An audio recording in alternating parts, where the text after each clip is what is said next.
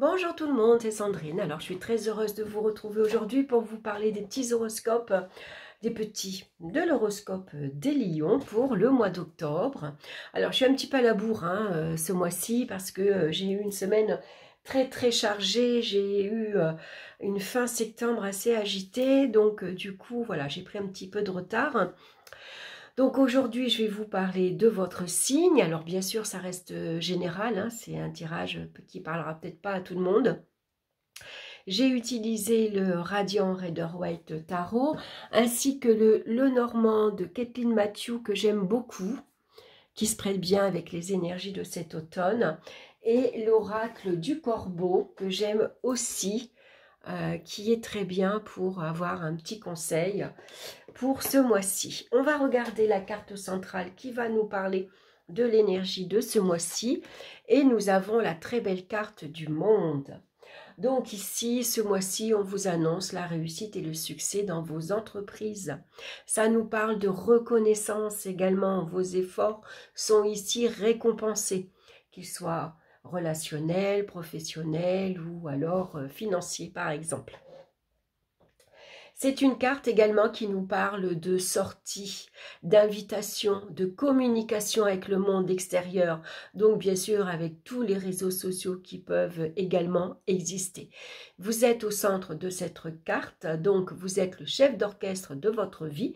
Vous êtes libre de la mener comme il vous plaît, de communiquer avec toutes les personnes également qui vous plaît. Ça peut parler également de mondanité, par exemple. Pour certains, ça parle de contact avec l'étranger, ou c'est vous qui avez envie de voyager, ou alors vous apprenez une langue étrangère, vous fréquentez des personnes étrangères également. En tout cas, vous récoltez ici ce que vous avez semé, on va dire. C'est une carte qui nous parle d'aboutissement. Vous avez abouti à réaliser plein de projets. Donc c'est une carte d'honneur qui nous parle de gloire également.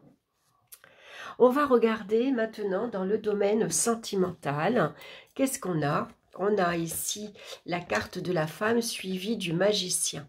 La femme, ça peut vous représenter, même si vous êtes un homme, mais ça peut représenter également votre émotivité, par exemple, votre sensibilité, votre douceur, votre gentillesse, votre intuition également, tout ce qui est lien avec la féminité. Le magicien, ici, pour certains, parle de rencontre, d'une nouvelle rencontre affective, amoureuse, mais ça peut être aussi la rencontre amicale. En tout cas, il y a un début, il y a un commencement. Ici, vous êtes curieux ce mois-ci. Ça vous parle que vous êtes prêt à aller vers de nouvelles rencontres. Vous avez envie d'élargir votre cercle d'amis, par exemple. Vous êtes curieux. Voilà, envie de découvrir aussi de nouvelles cultures pour élargir sa culture générale, par exemple, envie de voyager, envie de bouger, envie de rencontrer de nouvelles personnes avec de nationalités différentes, par exemple. On apprend une nouvelle langue étrangère aussi pour certains. Ça peut représenter des études à l'étranger aussi. Peut-être vous avez envie de vous familiariser avec une langue particulière, comme on part au pair par exemple. Ici, c'est peut-être une nouvelle activité tout simplement que vous avez envie d'exploiter, de vous mettre à votre compte. Peut-être, pourquoi pas, c'est la possibilité ici de rencontrer aussi un nouvel amour. Donc avec la carte du monde, ça peut être une nouvelle rencontre lors d'un voyage, lors d'une sortie mondaine ou lors d'un voyage à l'étranger. En tout cas, on est tout au début de la relation. Donc, on est optimiste, on est gai, on est joyeux, les relations sont agréables, spontanées. Il y a une grande ouverture d'esprit également.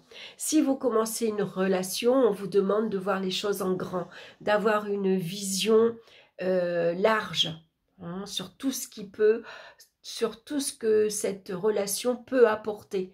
Par exemple, on va élargir sa vision. On peut avoir un regard visionnaire, voire sur l'avenir.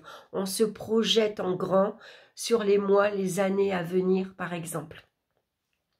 Donc, si vous êtes célibataire, ça peut représenter, au contraire, ici, envie de faire des connaissances, envie de s'amuser, envie de sortir. Ça peut parler d'invitations, des invitations mondaines également. En tout cas, on communique énormément, bien sûr, mais pour certains, on peut aussi, malgré tout, tout en étant ouvert sur le monde extérieur, on préserve néanmoins pour l'instant sa vie privée, hein, surtout avec cette couronne de laurier. Voilà, on se met une petite carapace, on va dire, on met une limite entre fréquenter les autres, entre sortir et entre peut-être, il y a des limites à ne pas dépasser, vous voyez. On fréquente beaucoup de monde, mais c'est pas tout le monde qui vient chez vous non plus, voyez. Ici, ça peut être, si c'est une nouvelle rencontre amoureuse, pour l'instant, il peut y avoir une petite barricade. On ne se dévoile pas tout. On avance doucement. Voilà, même si on est prêt à se lancer hein, dans cette aventure, malgré tout, on va suivre son intuition, ses ressentis. On peut être très sensible aussi aux avis d'autres personnes. Hein. En tout cas, c'est un bon mois pour aller vers les autres. Et puis, si vous êtes en couple, si vous venez de rencontrer quelqu'un, c'est d'avoir des projets. On a des projets, mais en grand. Hein. Peut-être on a envie de bâtir, de construire une vie à deux, d'acheter la maison, peut-être avoir des enfants, en tout cas de bouger, de voyager, de partir en vacances. On va regarder dans le domaine professionnel, on a le pendu et le cœur.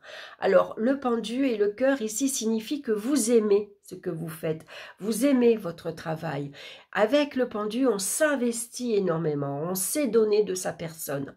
Ça peut être des métiers en lien avec les autres, vous voyez, comme les métiers d'infirmière, aide-soignante, assistante sociale, voilà, quand on s'occupe des autres personnes, quand vraiment on se met au service des autres.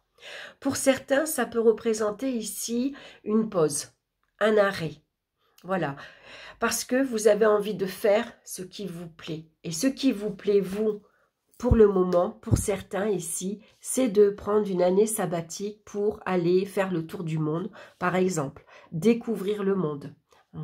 Donc, ça peut être un arrêt de travail momentané, par exemple, hein, parce qu'on a envie d'aller explorer ce qui se passe ailleurs. Pour d'autres, ici, vous avez fait une demande de mutation, par exemple. Vous avez envie de partir travailler dans une autre entreprise ou dans une entreprise beaucoup plus grande, par exemple. Hein. Mais pour l'instant, vous êtes bloqué. Hein. Ici, ça parle de blocage. On ne peut pas agir parce qu'on est tributaire de la hiérarchie. On est tributaire d'une nouvelle, par exemple. Hein.